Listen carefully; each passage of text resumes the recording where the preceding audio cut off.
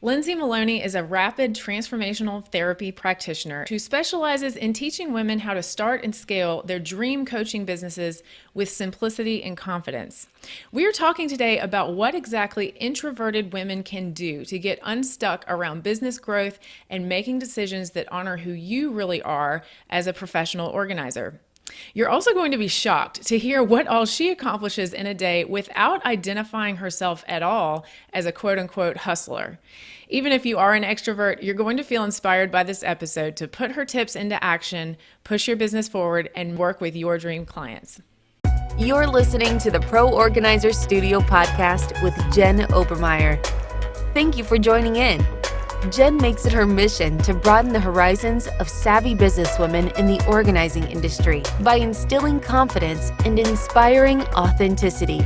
She is a devoted business coach and founder of the Inspired Organizer program. You'll gain new insight into strategies designed specifically for professional organizers. And now, let's get started.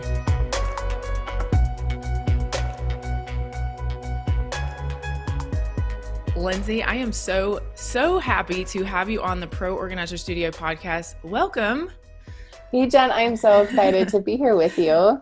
Yes, thank you so much. So Lindsay is a coach for coaches, and I'm sure she has an amazing story about how all of that came to be. So before we get into our topic for the day, which I know is going to be really good, which is all about introverts and growing your business and kind of bringing in like your intuitive side, which I think is an awesome conversation to have because I know people like to approach things in many different ways, and those are all valid approaches.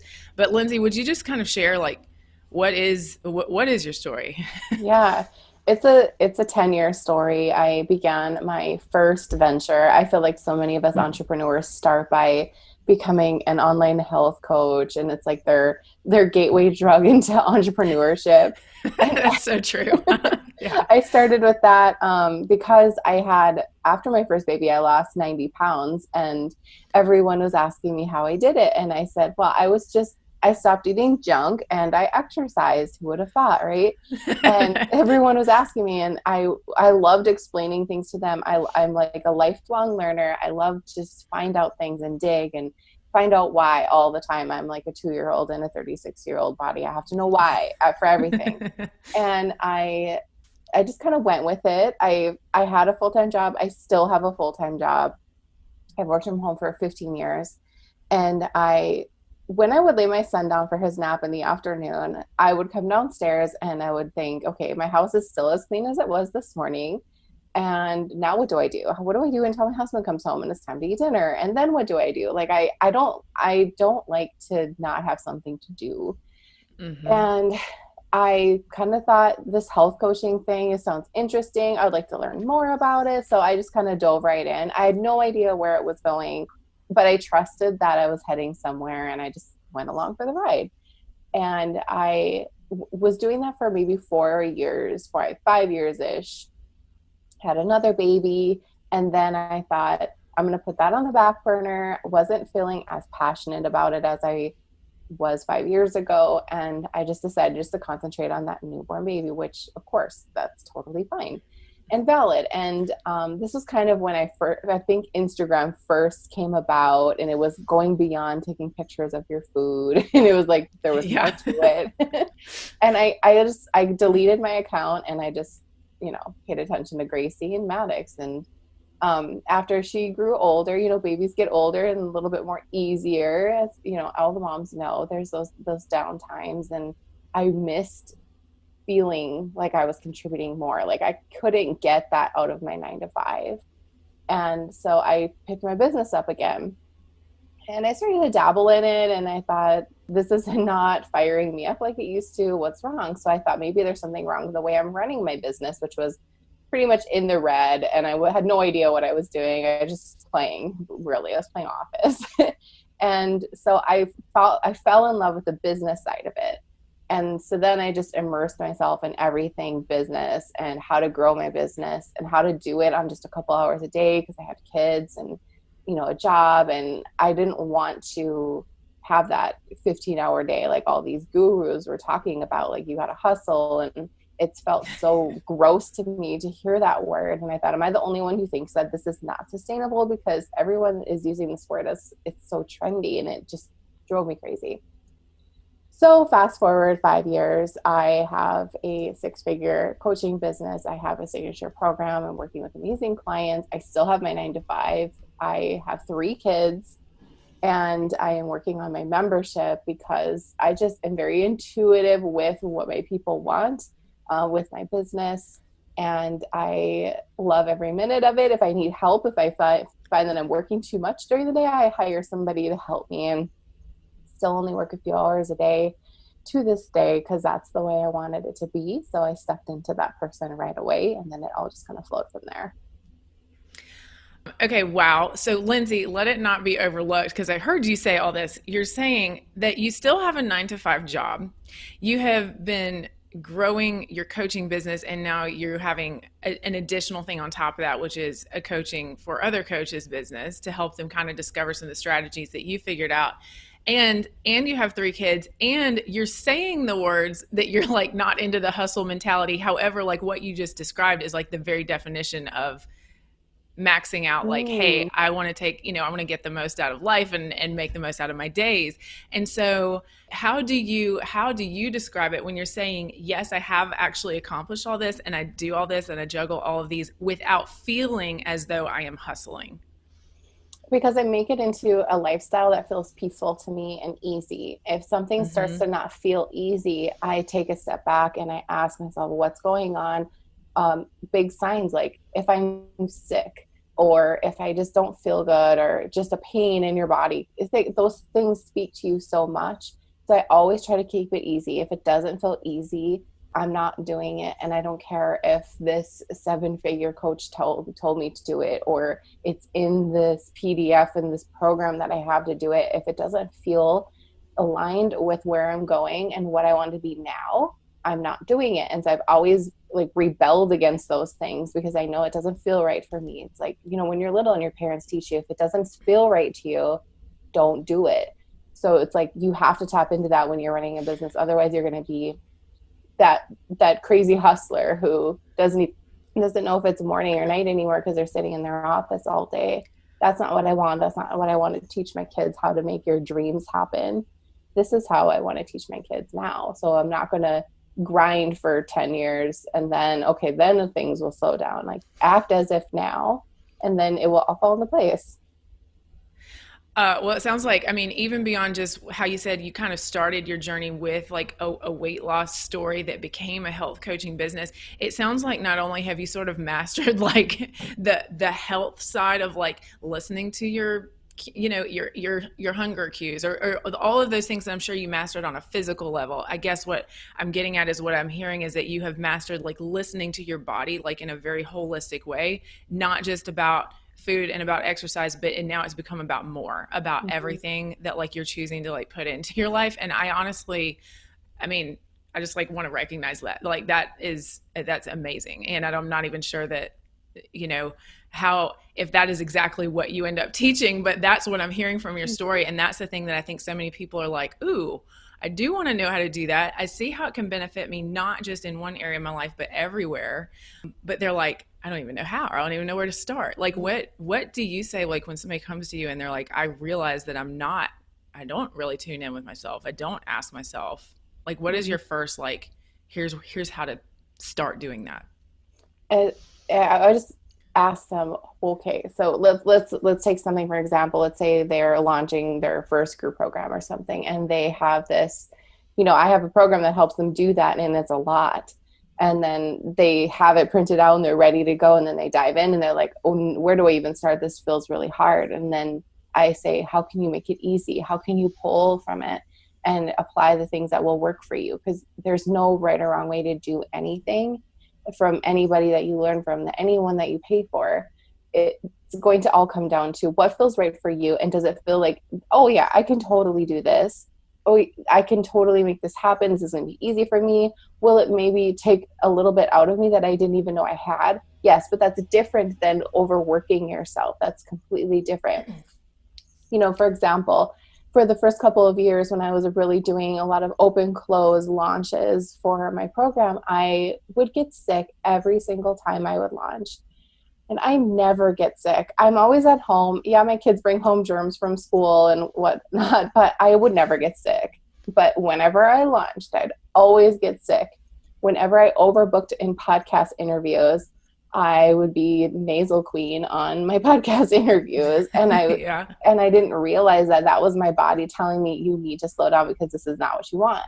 So when your body's sick, when like your back hurts, or all of those little things, those are all speaking to you. It's not just because, those simple things that we, oh, your back hurts because you were working outside too long, or no, it might be because you're sitting here too much, like those easy things. But paying attention to your body, how do you feel when you sit in front of your computer? Do you let out a sigh of like, oh my gosh, I have 100 emails in my inbox, or oh my gosh, I have 30 Facebook notifications?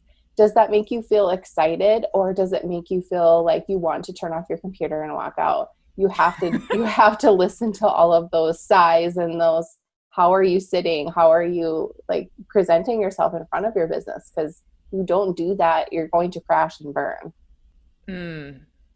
I just want to say that really resonates. And I know for me on a personal level, you do learn from the times that you don't listen, and you're like, well, there's really not going to be a choice. Like sometimes it's like you can't like keep pushing past that discomfort because there's going to be an even like worse consequence down the road. So that is incredible. And I love that you're saying like you're helping people trust themselves, like when it doesn't feel right, even when they have maybe like even paid somebody else to just tell me exactly what to do. If something doesn't feel right, you're telling them it's okay, or there's more than one way to go about it, and you can tweak and customize things to fit you. I think that sometimes people really do need that permission, where it's like even recognizing that the guru who is selling you the information, that's just one way that they found. It doesn't mean it's the only way or even the best way. So I love that you're giving them the okay. It's like it's okay to try it, or go in a different order, or do something a little bit different for yourself. So your part of your bio, you said you believe that it's really important for business owners to listen to their intuition as they're growing and running their business. And and we've been talking about that just now, and we're talking about like tuning in with your body, but to you, what else is it about intuition that feels to you or that you want to point out as just like, this is the top takeaway? Like if you're listening to your intuition, here's what that looks like, versus if you choose not to, like what would happen? I think gut feelings are a big thing. And I always trust my morning gut. And that sounds really weird, but I always do. So I usually Is it because it's like right after you woke up? Like you think that you're just sort of like fresh? Yeah. Yes. Yeah. Well, yeah, you've just been dreaming and you're out in la la land for how many hours? I hope it's a long time. But so if I want to make like this morning, sometimes it maybe might take me a couple of nights. So if I have to make a decision in my business, whether it's should I do this webinar 3 times next month, or should I hire this person or whatever, I am not going to make the decision while I'm sitting in front of my computer, because you're in that I need this mode and you don't want to pull from that. So you want to just sit with it. You want to maybe journal about it, pray about it, whatever you do. Go to bed. We have our bedroom in the basement. We have this big house, and all of our kids kicked us out of our upstairs. And so we're down in the basement. We feel like teenagers. But when I come upstairs in the morning, I always have a conversation with myself as I walk up the stairs. First, I express gratitude to God for like, hey, I'm awake again, and that's amazing. My kids are all at home with me. Everyone's safe and sleeping and warm. And then I tap into that thing that I wanted to know. Like, oh yeah, by the way, what should I do about that? And I immediately know. You follow up. Yes, following up with this, God, what should I do? And the first thing that comes to me, that has to be your answer. You can't go, well, but what if? You can't do that. If you ask for an answer and you push it off and keep digging, you're not going to get those good hits anymore, because you're not listening. So take that first answer that you get, which is your gut instinct, that, okay, this feels really good for me. Like I feel it in my gut. I feel it in my chest. And I've always said too, I'm so excited. I can feel it in my legs. And as weird as that sounds, when I know that that's what I want to do, I feel it in my legs. And so then I know I'm going to go for it. If I wake up in the morning and it hits me right away that I don't want to do this, even before I can even express gratitude, like, Lindsay, don't do that. I'm going to listen, because who else am I going to listen to and take that, as seriously as that is. So I think your morning intuition, your morning gut is like so fresh and prepped, and it's not influenced by anything else. That is how I tune in. We all have our own different ways, but maybe think about the things that you think about right away in the morning, like, or when you're in the shower. Why do you think people come up with such great ideas in the shower? Because water is life, and you're immersing yourself in water. It's quiet. There's no other distractions, and your brain is just like, yay, I can go play and come up with all of these things. Pay attention to those things. Those are going to be worth way more than anything you could ever buy online, worth way more than any other coach could tell you. And I think that so many coaches get disappointed. Like, I'll attract the type A coaches because I'm not type A at all. And I think they want that balance, and then they'll do something and then they'll say, now what do I do? Now what do I do? Now what do I do? And I say, I'm not going to be here forever for you. You have to make those choices yourself. You have to be that CEO of your business now. That's not what a coach is for. Well, I hired you to help me. I am helping you. I'm helping you to listen to yourself, because you're not going to have anyone else. If you're sitting there in a room by yourself and you need to make a decision about your business right now, you need to be able to consult with yourself first, because that is all that is ever going to matter. That's a really good description, actually, Lindsay. I myself just went through my coaching certification over the last year, and what you just described about, I am helping you. I'm helping you learn how to trust yourself and really learn how to make decisions that do feel good and do feel right. I mean, that was a really good description of like what coaching is really, really about. Because at the beginning, it seems like it's about advice, but then when you're really taking it deeper, you're teaching a sort of like self-reliance, or at least a process for knowing what to do next. So I love the way that you describe that. I have to ask you, just because it came to me, I was very curious. Do you pre-plan your day, like exactly? I mean, obviously, I'm sure you have appointments, but do you pre-plan everything that you do during the day, or are you sort of like spontaneous or in the moment about that? I have a calendar with all the things on it. I use Asana, but I will drag it over if I sit down, and like this morning I looked at it and I drug some stuff over to tomorrow already, because I'm like, I don't want to do that today. And then I do have somebody who helps me with my calendar, and she'll slide stuff in there, and she's like me. She knows that, like, there's 24 hours in a day, and she'll even pull me back sometimes and say, okay, no, you can do this in another day. I like to do, but I have to rein it in. And I always say, if you give yourself 2 hours a day to get your work done, or you give yourself 8 hours a day, you'll get the same amount of work done. So just be really mindful of that. And we can really stretch out planning social media. We can really stretch out, planning out a webinar. But, yesterday afternoon, I had 2 hours, and I created my webinar slide deck and the content. But if I would have given myself all week to do it, I would have taken all week. Oh, yeah. It's just interesting. You have to find that stuff out for yourself, play around with deadlines, make them loose, and know that it's your calendar. Nobody else is going, like, you're the boss. So make it really easy and fun for you. How are you good at setting deadlines for yourself and also still holding on to them, even though you know that they were like just pulled out of thin air? Because I think that's like the forever like mental like game you're playing with yourself, where you're like, I'm trying to stick to a constraint, but I'm the one who made it. Yes. For example, we had right now it's like the middle of May, towards the end of May, and we had a lot of things that we want to get done by the end of May, and I've already done most of those things. So what works best for my brain is if I take those big beasts of tasks, like creating a webinar, I put it out to the end of May, and then I got it done yesterday. So I don't pressure myself by having those heavy things, and I see, I can get this done, and then I'll grab it, put it on today, finish it. No, I have more free time at the end of the month now. Yeah, that feels good. Mm-hmm. Okay, so I definitely want to dive in and talk about people who identify themselves as introverts. And because I can see, just on the outside, what the problem looks like is okay, introverts, they want to grow their business. That involves reaching out, putting yourself out there and talking to people. So that's probably like the surface level problem.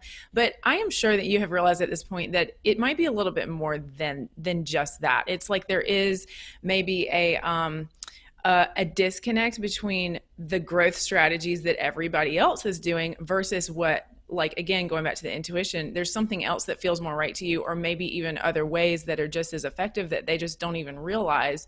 Like, what, talk to me about that. Like, and do you consider yourself an introvert, and like how this all kind of ties in with you and your story? Yeah, I am the definition of an introvert. And I Yeah. remember reading about it. I didn't even know that was a word or anything. And I thought, oh my gosh, this article was written about me. How do they know about everything that I feel? What is an introvert? That's crazy. And I loved it because I've always felt like growing up, I've always been the person who's been in the back of the room observing. I've always found the oldest person in the room. I'd rather spend all of my days with my grandparents and anyone my age. I've always been that way. An old soul, and when I talk, pay attention because I have something to say. No small talk, please. Let's just talk about things that mean something. That's always been me. And I thought for so long that I was like, maybe am I snotty? Am I Mm, weird? Because I mm-hmm. don't fit in with, I had a graduating class of 13 people, and I I wasn't like all of them. So I Yeah. always thought it was weird. My dad would always say, "You're so shy, you're so quiet," because I wasn't comfortable pretty much ever. So why I say introverts are such amazing business owners, online entrepreneurs, is because they're operating from their comfort zone, from their zone of genius. I mean, I wouldn't even do a speech in front of my class without asking if my best friend could come and stand beside me because I was terrified. And I was with these people for 12 years of my life. I didn't go to college for a bachelor's or anything because I didn't want to take a speech class because that terrified me. Like I let it rule my life. So if those teachers would see what I do now, they would say, who is this person? Yeah. It's because I have confidence in myself to know that who I am is great and enough, and I'm comfortable with where I am. I've worked at home for 15 years, and I told God in high school, I want to work from home. I don't know how Mm-hmm. that's even possible. I graduated in 2002. There wasn't a lot of work from home jobs. But when I was 21, I figured it out, and I've been working from home ever since. So I think it's like when you set that desire and you give up the how and you let God figure it out, it will work out for you. So when it comes to when you're in your business and you see all these loud extroverts going on Instagram stories every freaking 5 minutes, and you're like, I'm Yep. just reading here. Yeah. Turn off the sound, muting everyone. Like it feels so intrusive. And you see they're talking about, oh, I just had a $70,000 week, and it's just way too much, like overload. Like you feel like your board is like smoking, and how am I ever going to stand out with these people? Well, here's how you're going to stand out. You're going to stop listening to everybody else, and you're going to listen to yourself. And you're going to find that you're going to attract the introverts who've been looking for somebody like you. You're going to attract the people, those old souls who just love to learn, who love to just sit and listen and soak up the energy, who want to be in your energy. Everyone Mm. has an energy that they want to be around. So if you don't let your energy shine, you're not going to bring all those people in. Like those extroverts attract the extroverts. And maybe some introverts are in there too, but if you don't let your introverted light shine, you're going to do people a disservice because they need you. There's so many people who need you. And I can't tell you how many podcast episodes I've been on talking about introverts and how they're like, I've never felt relieved to hear this because I thought that it was going to be so hard for me to make it because I'm not like that. My branding is introverted. Everything about me is introverted. That's who I attract, and I'm doing just fine. So if you feel introverted, that's awesome. How can you bring out the best in that? And how can you attract your people by being yourself? Because that's the only way you're ever going to figure it out. I love that. And I'm taking notes just for myself right now because I love what you said about just sort of like being in your energy. I mean, being in your own energy, because I know exactly what you're saying. Like, and with professional organizers that do go into other people's homes, I think that one of the things that is so attractive about hiring an organizer is because people do want sort of like, they physically can sense that sort of calming, peaceful, we're going to get it done. This is not overwhelming. Like, it might be overwhelming to the client, but it's not overwhelming for the organizer. Like, that's extremely powerful, especially because you're in person. And there there is something to be said for, people who are attracted to this profession. Like, they like being one-on-one, like they're stronger or more in their element. Like you said, we're homebodies, and to me, the next best thing to being in my own home is to be in somebody else's home. So like, that was why like organizing was so appealing in the first place. So so I get what, like, really like owning your energy and letting that be okay, because like you said, some types of organizing clients, they love somebody who's like really over the top, like get up and go, lots of motivation, lots of enthusiasm, almost like a boot camp style. And then other people are more like, I need that calming, caring, like no pressure, just work side by side with me. And so I have definitely said plenty of times before, there's room for all those types of styles. So I think that really connects for introverts, that they hear me when I say that, but then when it comes to the marketing piece, they're like, and how can I get paid to get clients when really what I want to do is stay at home and read, or I'm not comfortable meeting new people. And then I understand what you're saying about like the branding and like owning your energy even online, but I think that they also struggle with reconciling that with like social media visibility. Because I want to say, I mean, you have, at the time of this recording, you have like 15,000 followers on social media. So at some point you got comfortable with both being introverted and putting yourself out there on the internet. So like, to me, like, that's the piece where I would love for you to talk a little bit more about how you got over that part of the fear, and really saw how social media could bring you clients. Because I do think that is something that some introverts in my world who struggle with marketing need to hear from somebody like you.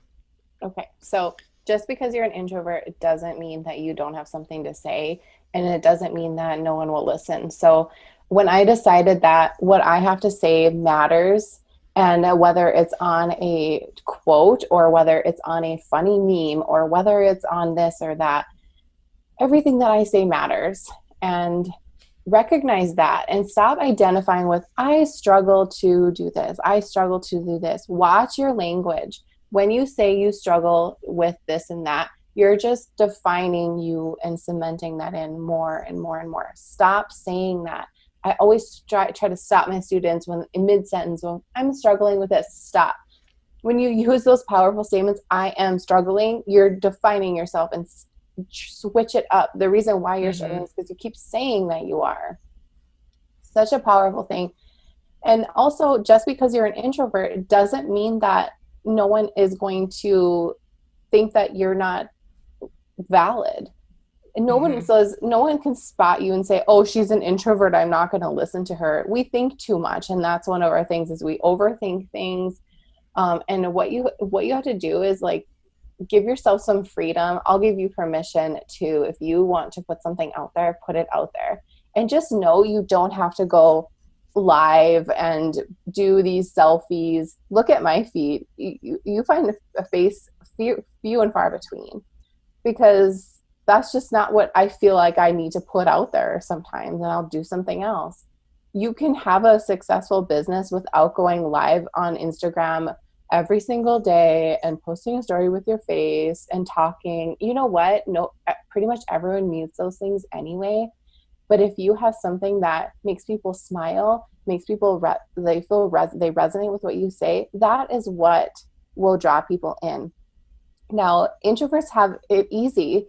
They can put stuff out there. They can design their website. They can write. They can podcast, like I podcast. You can, create your Instagram posts or whatever. And you can just sit back and relax, because we can do that. We can sit in the back of the room, set up your stage, and then sit back and then watch everybody come. You don't have to be the person to DM people 5 times a day and then do this and do that. I've never done that, ever. You don't have to do that to be successful. When you are in tune and like completely aligned with what you want to do, like what's your vision for your business, who do you want to help, how do you want to make them feel, everything will just fall into place so gracefully. And then you don't have to tap into extroverted things to make it work, because when you do that, it feels weird, it feels icky, it feels like you're not yourself.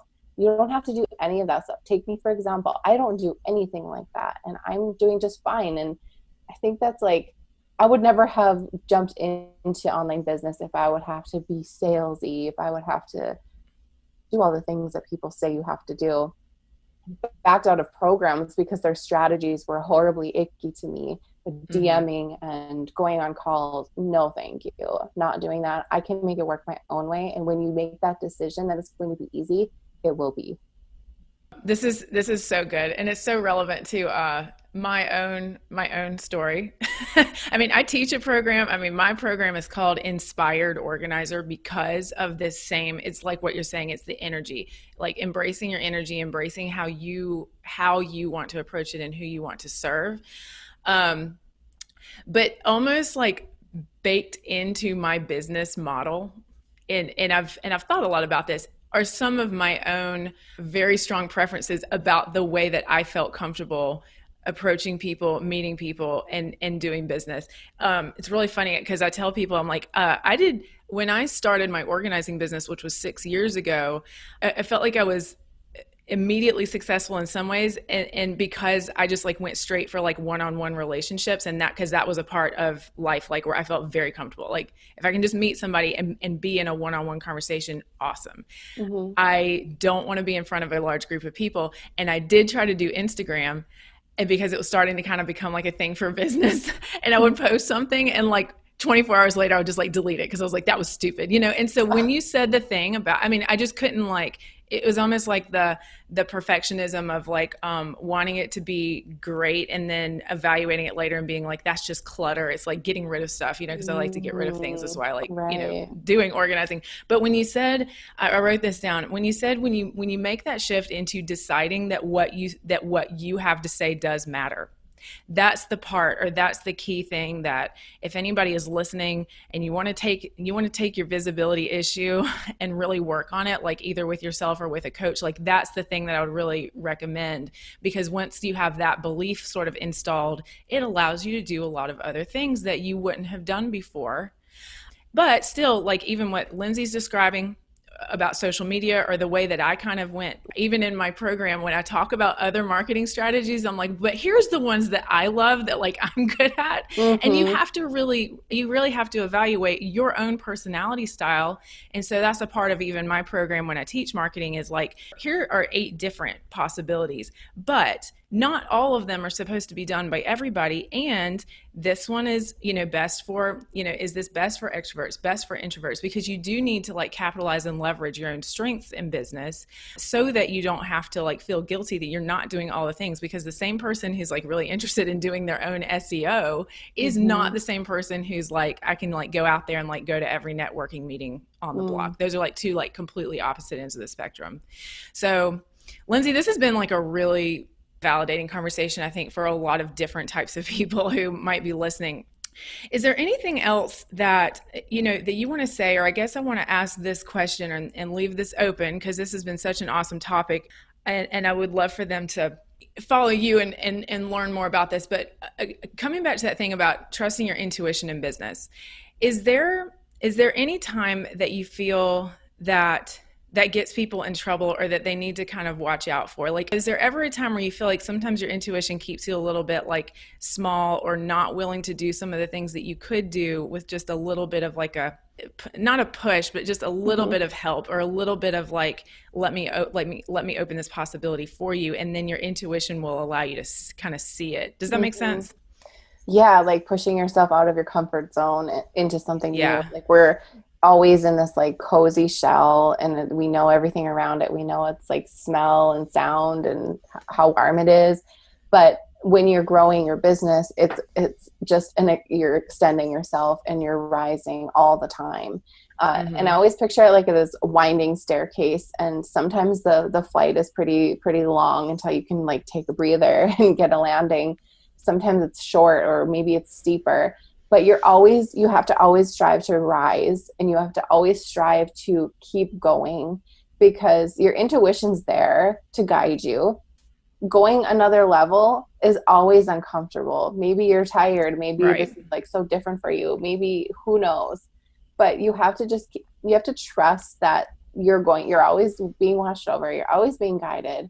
And just know that, I mean, yeah, that's why it's so important to tap into that. Like, what's uncomfortable and what feels wrong are different things. Uncomfortable is maybe like butterflies. That's a really good distinction. Yeah. Butterflies, giddy, like, oh my gosh, can't believe I'm investing in this. I can't believe I'm launching this program. I feel excited, and it kind of freaks me out in a good way. That's different than I'm not doing that. That feels weird. And I also like to talk to the child in you. And if it's hard for you to do that, think about your kids. What would you encourage them to do? How would you talk to your kids? If you heard your kids talking about themselves the way you talk about yourself, how would you feel about that? And maybe you might have to dial it in a little bit, because if I heard my daughter saying, I put something on Instagram and I deleted it because I thought it was stupid, that would just break my heart. I know. I feel that way now, but it, you know, it took a long time to like you said, to grow past that. Like you said, there's a difference between uncomfortable and wrong. Yeah. I think it's just like, you know, don't make it so hard. Don't make it like, it's just the internet, you guys, and nobody pays as much attention as you think. That's hilarious. That's another belief we need to install, is like, it's just the internet. Like, you know, nobody's paying attention for very long. Yeah, there's a lot of things going on the internet that are completely messed up. And I think your little Instagram posts or your live that didn't go as perfect as you wanted it to, right, that's going to be a relief to somebody to hear. I remember one time I went live on Instagram, and I was like, I don't know, sometimes I'll just go live and talk about something like on my heart, and I don't know if people resonate with it or not. Well, a couple days later, I got a client, and she said, the reason why I want to work with you is because you went live and you talked about how we have to stop obsessing about our numbers. And that felt really good for me. So thank you for saying that. So everything you say is going to be heard by somebody that needed to hear it, and stop seeking validation and just do it, and just know that it's going to go to the right place. This was such like a heart-filled conversation and made me happy in all the right ways. Lindsay, how can people find you to learn more about everything that you do and what you offer? Sure. LindsayMaloney.com. You can follow me on Instagram. That's where I like to be, Lindsay_Maloney, and send me a message and let me know you listened. I'd love to connect and help you guys grow.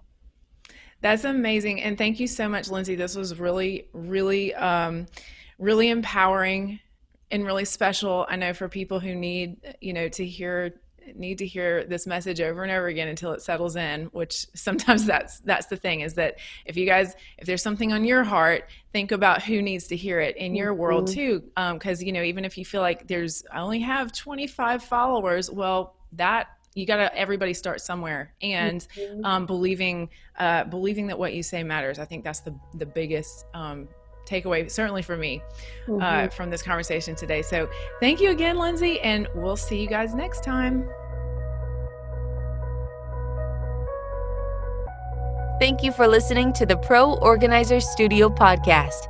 If you'd like to learn more about time-saving services and resources for professional organizers, visit www.proorganizerstudio.com.